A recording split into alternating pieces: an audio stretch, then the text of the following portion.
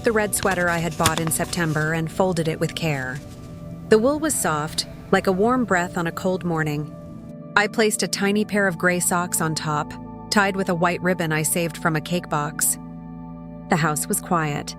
The soft glow from the window lights fell across the table and touched the wrapping paper. My phone buzzed. It was a message from my son. "Mom, we decided to keep Christmas small this year.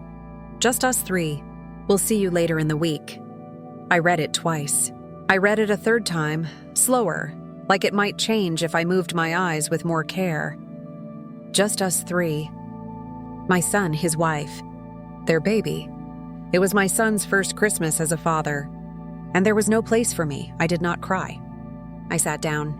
I placed both hands on the sweater and felt the knit under my palm. The ache was gentle and deep. It did not shout. It felt like a quiet weight on my chest, the kind that makes you breathe slower so it does not spill over. I stood and walked to the window.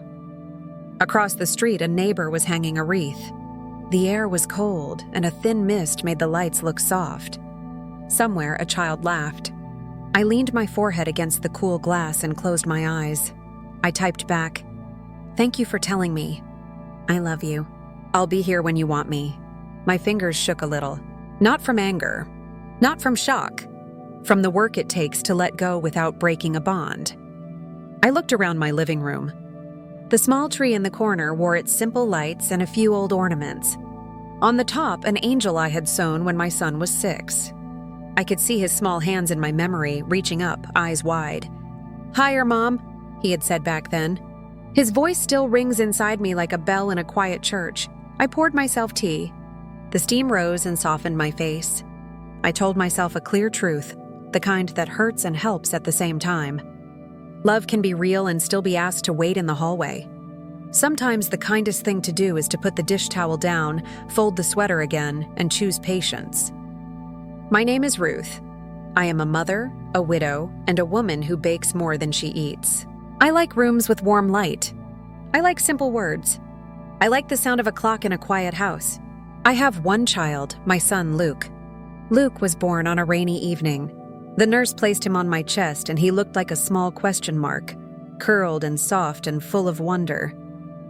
He had a patch of dark hair that stood up at the top like a little flame. He slept with his mouth open, a tiny O that made me smile even in the deepest nights. His father, Daniel, held us both and said, "We are a family." It felt like the truest sentence I had ever heard. When Luke was 4, Daniel's heart stopped while he was on a morning run. It was sudden, the kind of loss that empties a room in one breath. One night we were all together. The next morning, Luke tugged my sleeve and asked where Daddy went. There are no neat words for that. I kept the kitchen light on for months. It was my way of telling the dark that it could come in, but it could not stay. Christmas became our anchor. The first year after Daniel died, I stringed popcorn with a needle, and Luke ate more than he hung. We placed pine cones on the windowsill and learned how to fold paper stars. We made a cinnamon garland that perfumed the whole house. On Christmas Eve, we would place a small plate with 2 cookies and 1 carrot on the table. I would scratch on the window with my fingernail in the morning and say, "Look, reindeer marks." He would laugh and clap.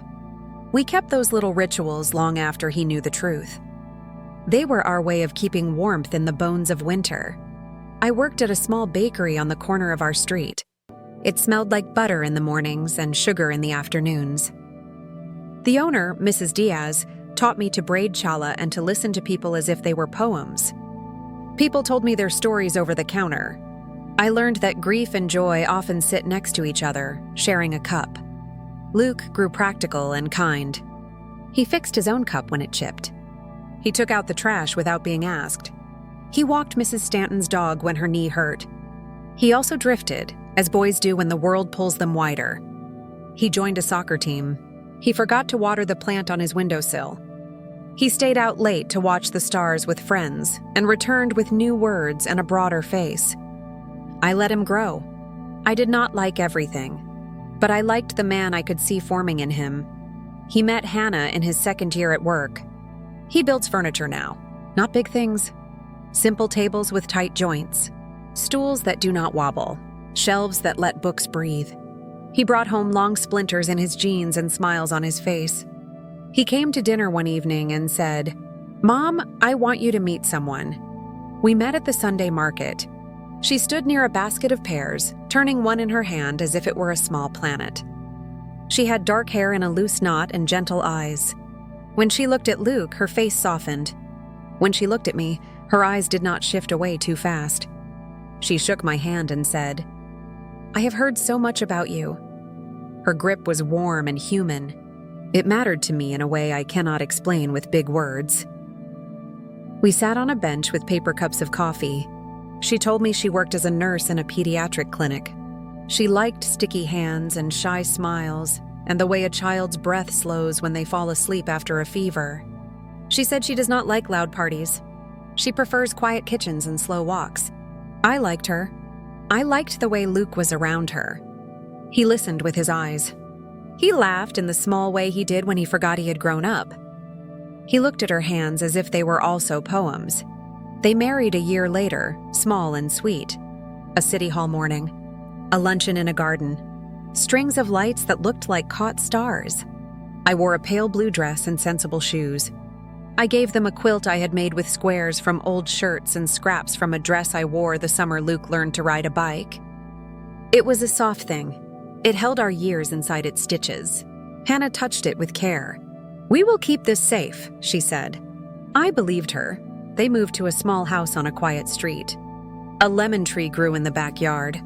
The kitchen had a window over the sink and room for a small table. I brought them a rosemary plant for the windowsill. The first time I visited, I reached for a dish towel to dry my hands, then stopped and asked, "Where would you like me to put this?" Hannah smiled. "There," she said, pointing to a drawer. I noticed the way she stood, gently guarding her new space. I told myself, pay attention. Ask before you do. This is their home. We found a rhythm. I would come on Sundays for tea and leave with my plate washed. I brought bread from the bakery and left with a hug from my son and a kind look from Hannah. Sometimes I came with a toolbox, but only when asked. I fixed a loose cabinet door. I added felt pads under chair legs. I did not move things without asking. I learned their house like a new song, listening for where to breathe. When Hannah told me they were expecting a baby, I held my breath and released it with a laugh that turned into a cry. I stood and hugged her. I hugged Luke.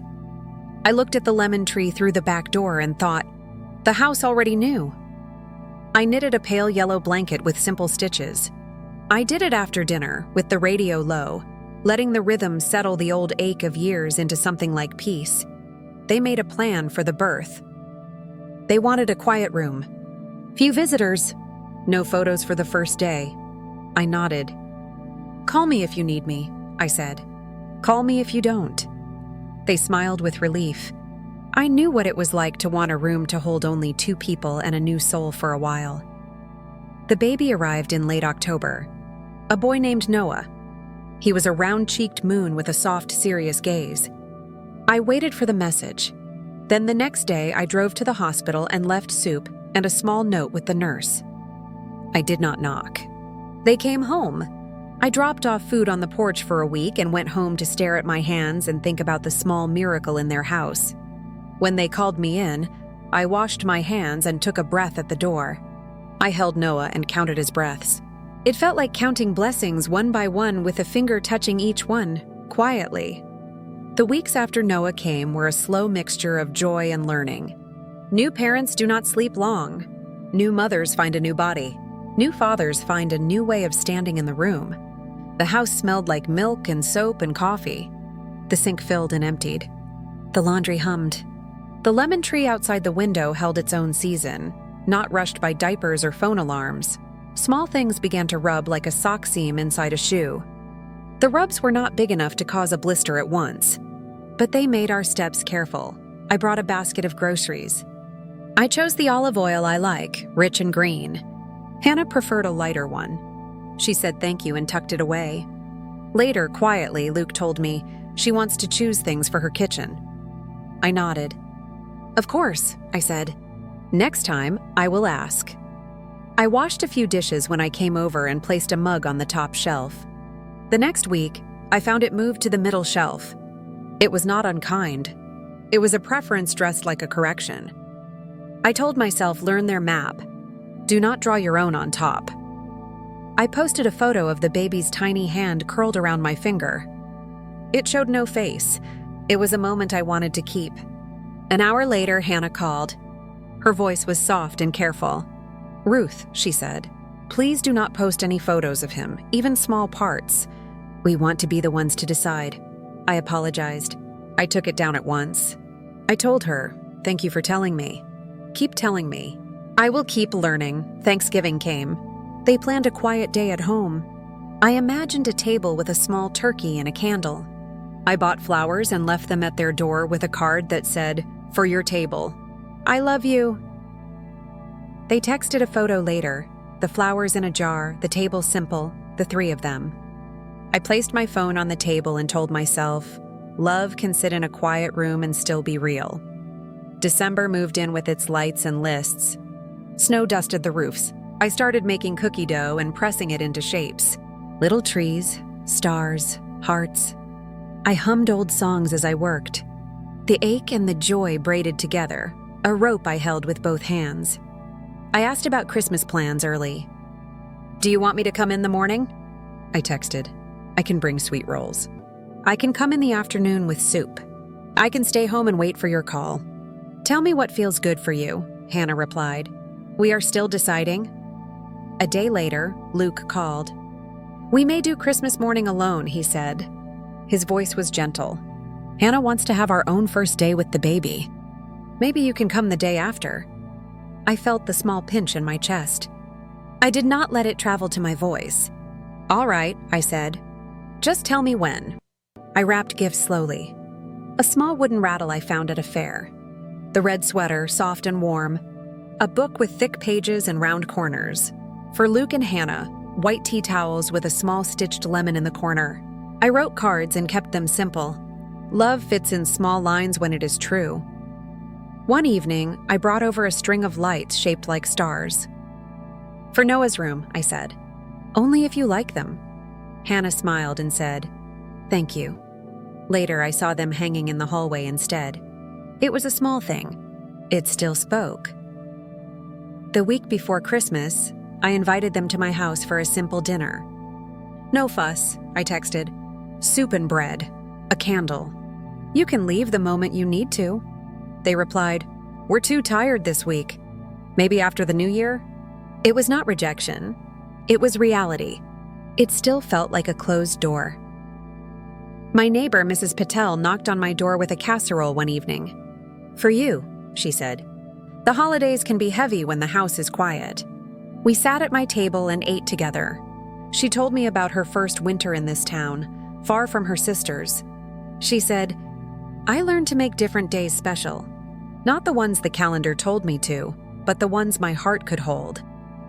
I wrote that down on a piece of paper and stuck it to my fridge. 3 days before Christmas, we exchanged messages again. "What is your plan?" I asked. "I can drop gifts at your door if you want to be alone."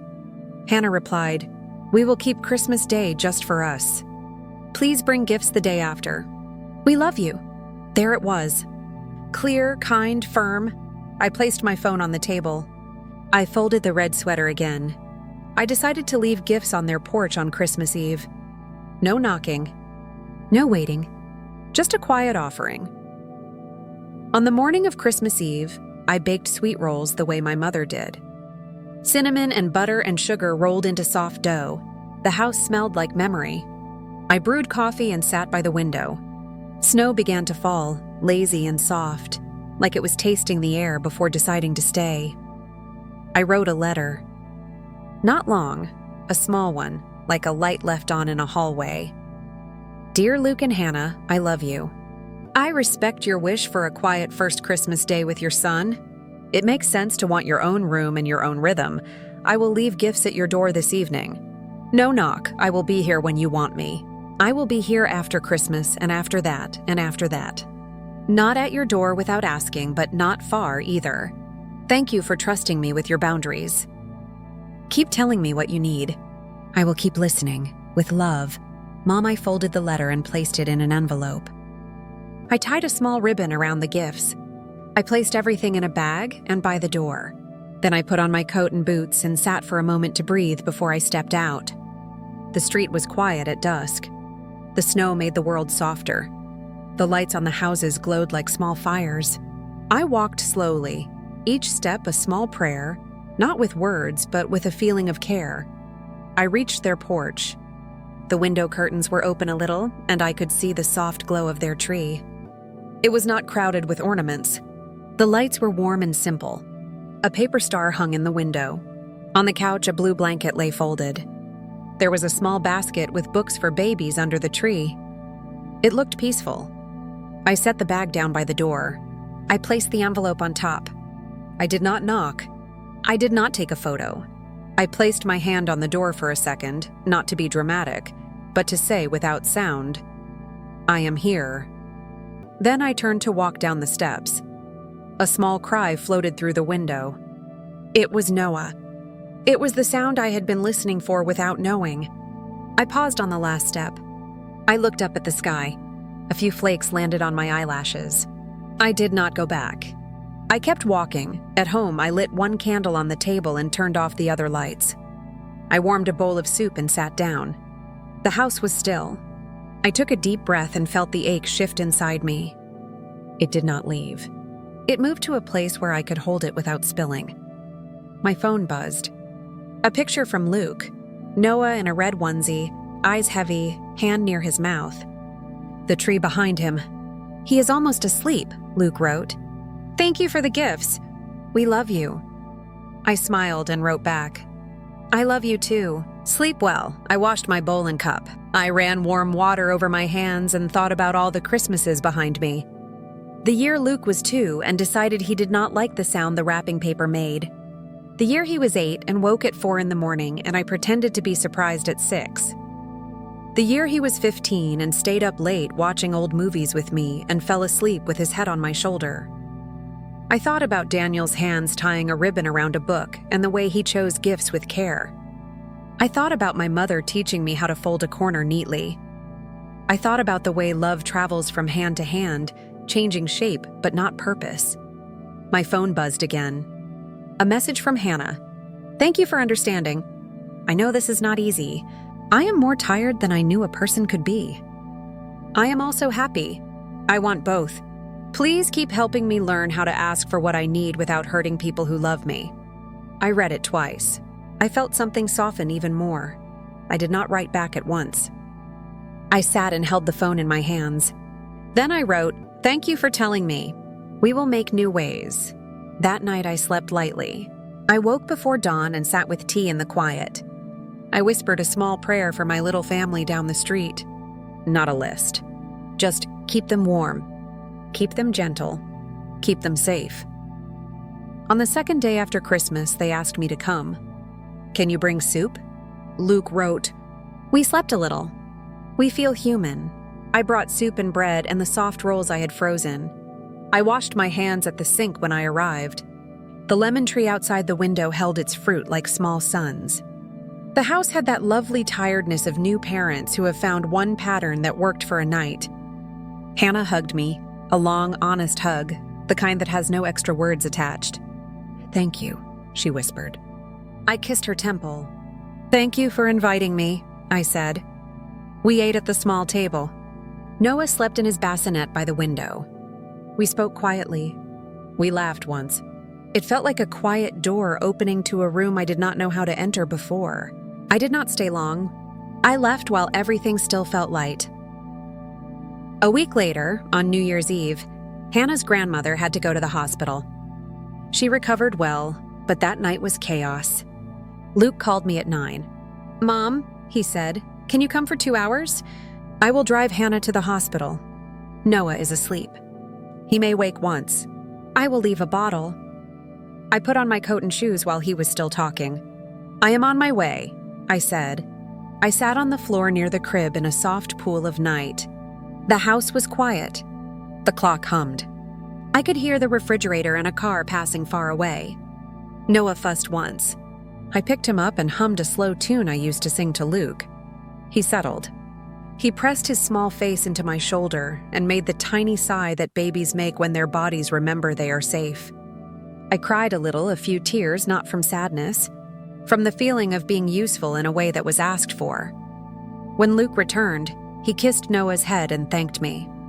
He looked tired and older in a new way. "Grandma is stable," he said. He sat down next to me on the floor. The house felt like a church after a long prayer. He put his head back against the wall and spoke in a voice that was almost a whisper. "Mom, I did not want to hurt you." "I know," I said. "I also did not want to rush Hannah," he said. "She needs space to learn this new life without thinking she is being judged." "I know," I said again. "And she is not being judged." I remember how it felt. I wanted people to come, but I wanted them to ask me how. He was quiet. Then he asked, "How are you?" "Really?" "I am learning," I said. "It is hard and it is good, both at the same time." I missed being there on Christmas. I also felt proud of you for making a choice that was kind for your small family. Those feelings can live together. They do not cancel each other out. We sat there, a mother and a son, breathing in a quiet room while a baby slept next to us. It felt like the hinge in a door, the small metal that lets the heavy wood swing open. In January, we made a plan. Not a rigid schedule. A simple rhythm. Sunday afternoon calls. A meal together every other week, planned a few days ahead. If they needed me in a sudden way, they would ask.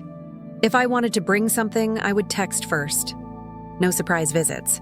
No, I was in the area knocks. Simple things that make love feel safe. We also made something new, a second Christmas. "Let's choose a day that is ours," Hannah suggested. "Not the 25th, a day we can keep even when life is complicated." We chose January 6th, the day my grandmother used to call Little Christmas. "We can make soup and light candles," I said. "We can tell the story of the year." We all smiled. It felt like inventing a small star and placing it on our own map. On the first of these second Christmas days, I set my table with a green cloth and white plates.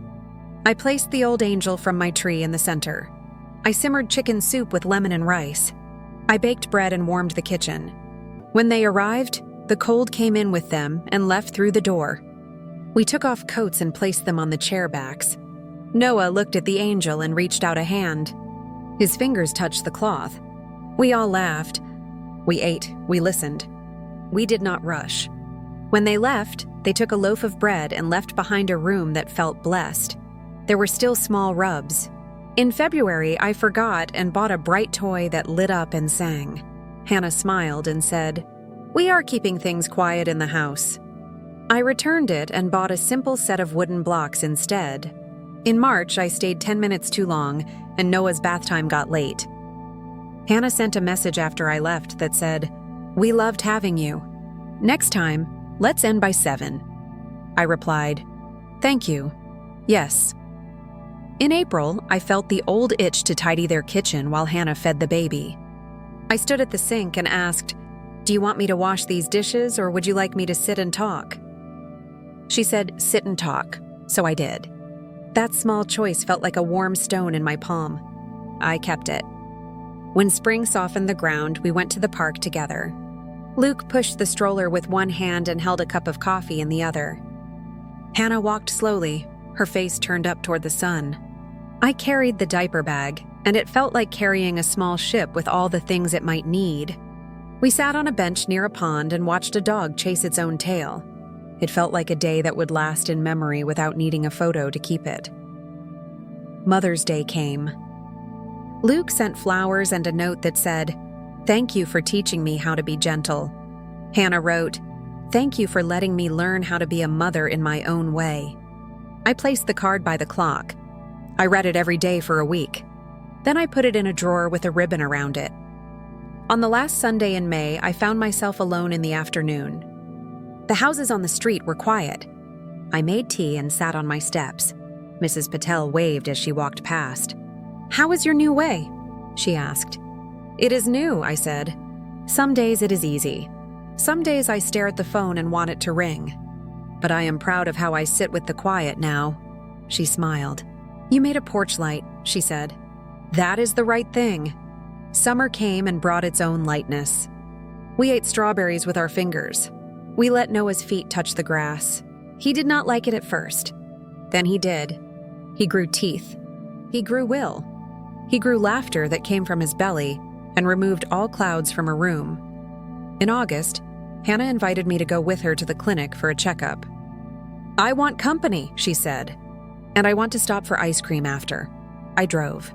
We sat in the waiting room and read the same magazine and whispered about how similar all the articles were. We ate ice cream on a bench outside and laughed when it dripped on our hands. She told me about her mother, who lives far away and does not travel often. She told me about holidays as a child, the way the house was loud with people sometimes and empty at other times. "I wanted a home with my own rules," she said. "I did not know how to make room for anyone else at first." I nodded. "We are all learning," I said. "Me too." In September, we hung a paper chain across my living room on a rainy day. Noah tried to eat it. We decided to make a long chain over the months and hang it each year when the days began to close early. Small, simple things again and again make a life. Then October came once again. A whole year since Noah's birth. A year since I learned how to love in a new shape. A year since that first Christmas message. On a cool morning, I woke to the smell of rain. I lit a candle and sat with tea. I was not afraid of December now. Not because I knew exactly how it would go. Because I knew how to be gentle with myself if it did not go as I hoped. In early December, Luke called. "Mom," he said, "we would like you here on Christmas morning for an hour. We will have coffee and sweet rolls. Then we will nap." I sat with his words like small birds in my hands. "Yes," I said softly. "Thank you." I baked the sweet rolls the day before and set my alarm for early. The street was still when I walked to their house. The snow had not come yet. The lemon tree looked dark and brave against the morning. Hannah opened the door. Her hair was loose. She wore a soft sweater. She hugged me and said, "Merry Christmas." Luke took the rolls.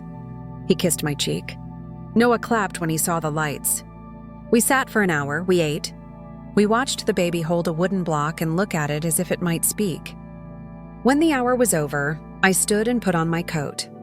Hannah took my hand. "Thank you for coming," she said.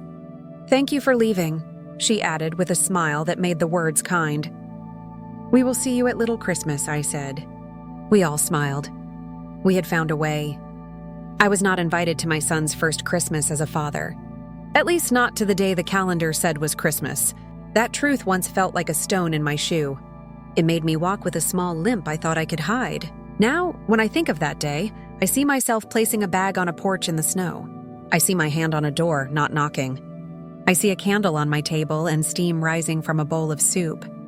I feel both the ache and the peace sitting side by side. They learned to make room for each other. So did I. If you are listening and holding a similar weight, I want to tell you something simple. You can love without being in every room. You can be part of a family story without being on every page. Your presence matters even when it is quiet. Your kindness has its own light.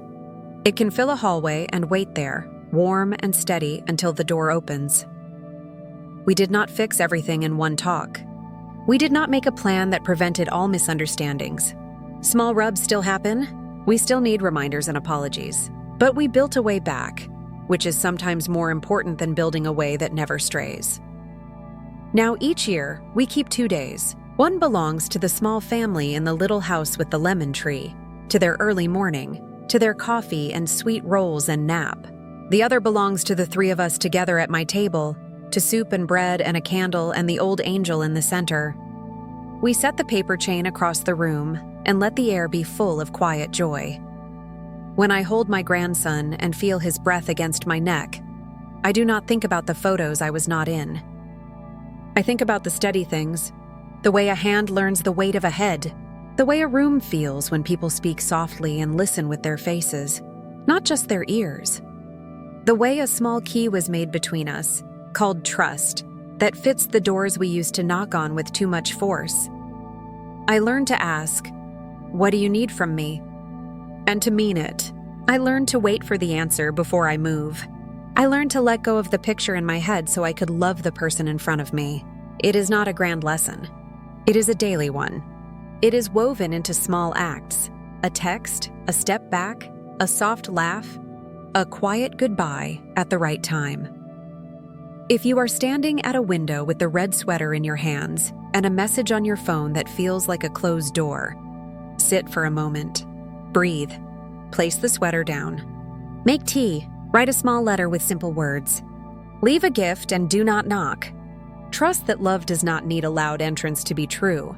It can come in like snow, soft and steady, and change the shape of the ground by morning. May your home find its own light. May your hands learn the new shape your love needs. May you make a small second holiday when the first does not fit. May you carry the ache with grace until it becomes part of your strength. And may you always have a candle to light, a bowl of soup to warm, and a room to sit in where you can say, with a calm heart, "I am here when you want me."